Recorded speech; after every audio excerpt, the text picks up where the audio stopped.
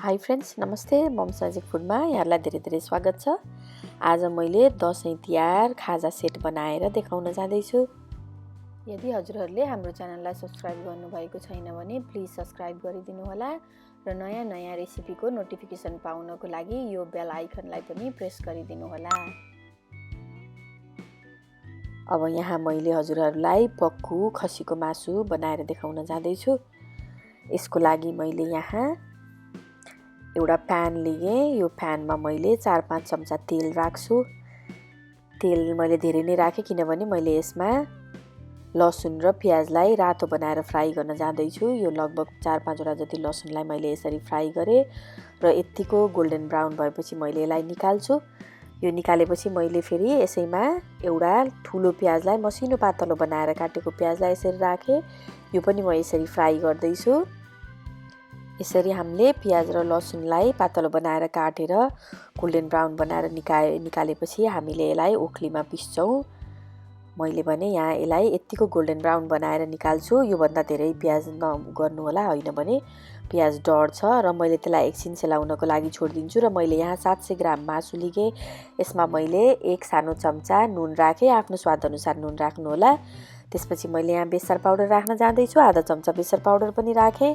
मैले यहाँ आधा चम्चा मरिच राखेँ र मैले यो 1.5 चम्चा जति मिट मसला पनि राखेँ र मैले यहाँ 2 ठुलो चम्चा लसुन अदुवाको पेस्ट राखेँ र 2 ठुलो चम्चा तेल पनि राखेँ।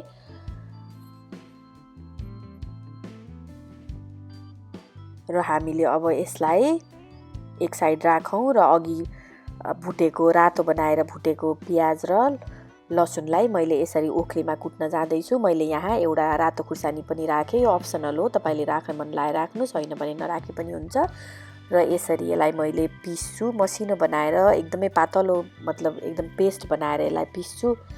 अनि यसमा अलिकति पानी राखेर पिस्नु भए पनि हुन्छ, राम्रोसँग पिसेन भने है। यो यसरी पिसेर मैले फेरि यसलाई यो अघि म्यारिनेसन गर्न राखेको मासुमा राखेँ। त्यसपछि मैले अब यसलाई राम्रोसँग मिक्स गर्छु।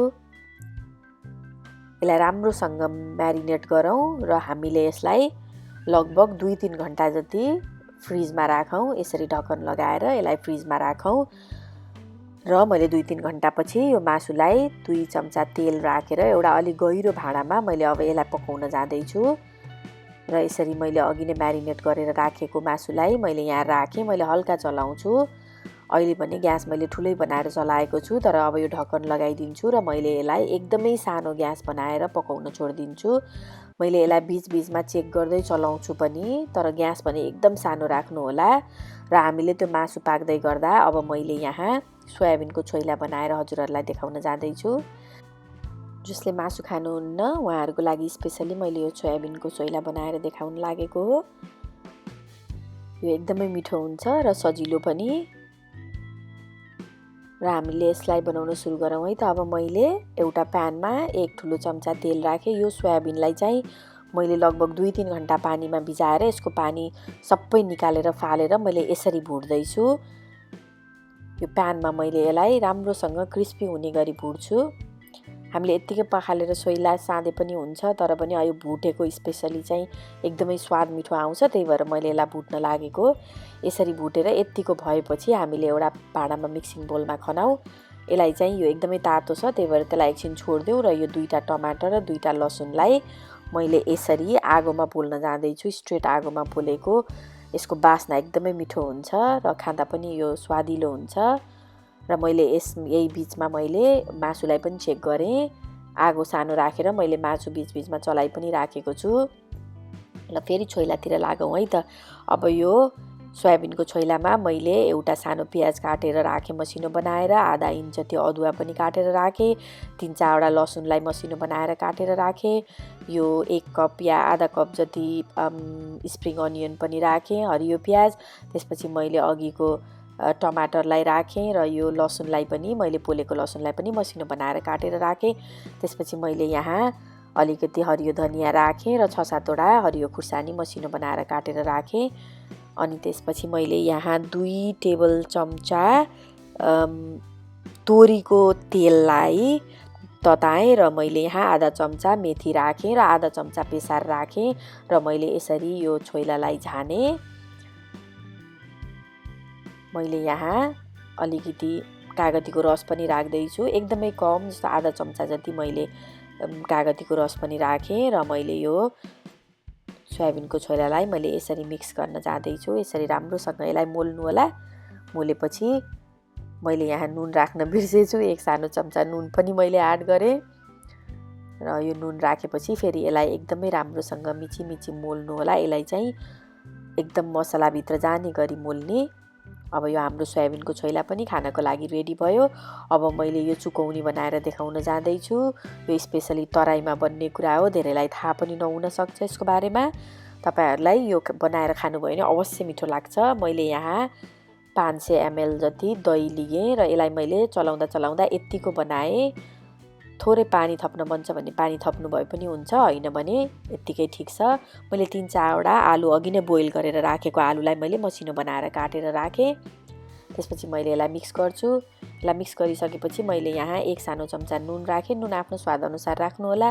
त्यसपछि मैले यहाँ 1 सानो प्याजलाई पनि मसिनो बनाएर काटेर राखेँ र यसलाई मैले यसरी मिक्स गरेँ। मिक्स गरेपछि मैले फेरि यसलाई झान्न जाँदैछु।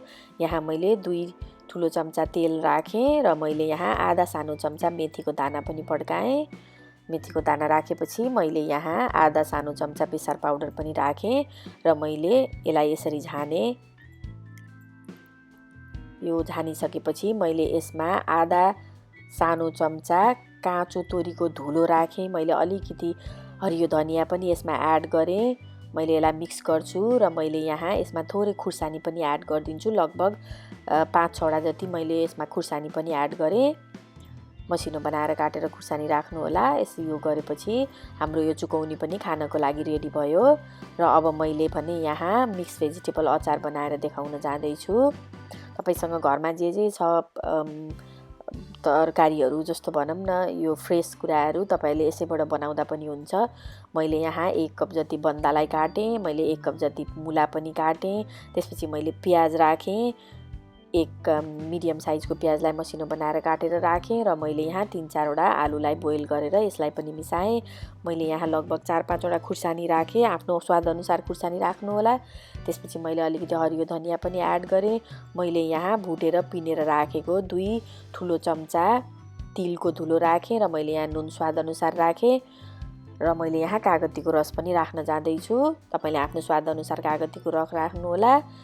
त्यसपछि मैले अब फेरि यो अचारलाई झान्न गएँ। त्यसपछि मैले यहाँ 2 ठुलो चम्चा तेल राखेँ। आधा चम्चा मेथीको दाना राखेँ। त्यसपछि आधा चम्चा टर्मरिक पाउडर बेसार पनि एड गरेँ र मैले यो अचारलाई यसरी झाने। यो झानेपछि मैले यो अचारलाई राम्रोसँग मिक्स गर्छु।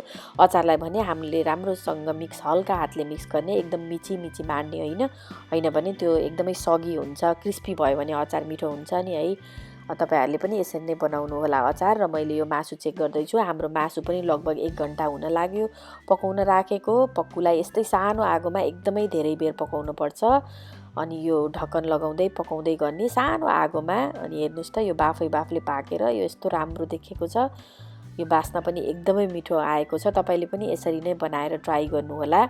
मलाई विश्वास छ तपाईहरुलाई एकदमै मिठो लाग्छ यो मासु, यसरी बनाएको मासु। र मैले यहाँ यसरी सर्भ गरेँ। मैले यहाँ मासु पनि राखेँ, अघि बनाएको अचार एड गरेँ। त्यसपछि मैले यहाँ छोइलालाई पनि राख्छु। त्यसपछि मैले यो चुकौनी पनि राखेँ र मैले यो मुलाको अचार पनि राखेँ र मैले यसरी सर्भ गरेँ। तपाईले पनि यसरी नै बनाएर आफ्नो फ्यामिलीहरुसँग दशैं तिहार इन्जोय गर्नु होला। Thank you.